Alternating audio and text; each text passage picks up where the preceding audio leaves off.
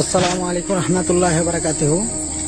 আজকে আপনাকে এই চেন্নাইয়ের একটা মসজিদ দেখাচ্ছি। দেখেন কি অসাধারণ মসজিদ।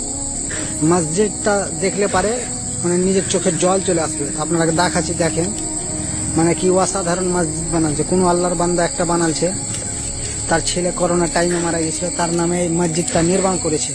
আপনারা দেখেন মসজিদটা কি ডিজাইন, কি অসাধারণ। আর আমাদের যুবক সমাজকে কি হয়েছে দেখেন, এই শুধু শুধু এই মসজিদ গালাকে বানানো হয়েছে শুধু ইবাদতের জন্য, আল্লাহর ইবাদতের জন্য।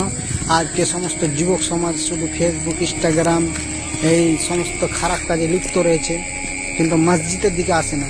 তা আপনি দেখেন এটা ফজরের টাইম হতে এসেছে, ওয়াক্তের টাইম চলে এসেছে। তা আপনি দেখেন মিনিমাম 7 মিনিট কাম আছে, 7-8 মিনিট কাম হবে।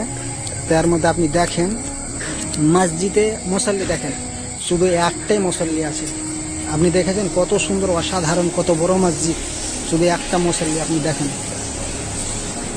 দেখেন এদিকেও খালি, এইটা মুসল্লি, এদিকেও খালি। আর ঘড়ির টাইম দেখেন, আর 7 মিনিট টাইম আছে, মানে 7 মিনিট বাদ জমাত শুরু হয়ে যাবে। আপনি ভেবেছেন যে আজকে ইসলামের যুবক সমাজ কোথায় গেছে? আপনাকে আরও দেখাচ্ছি, পুরো খালি। আর এটা আমাদের মসজিদ। আসসালামু আলাইকুম। আপনারা শুধরে যান এখন।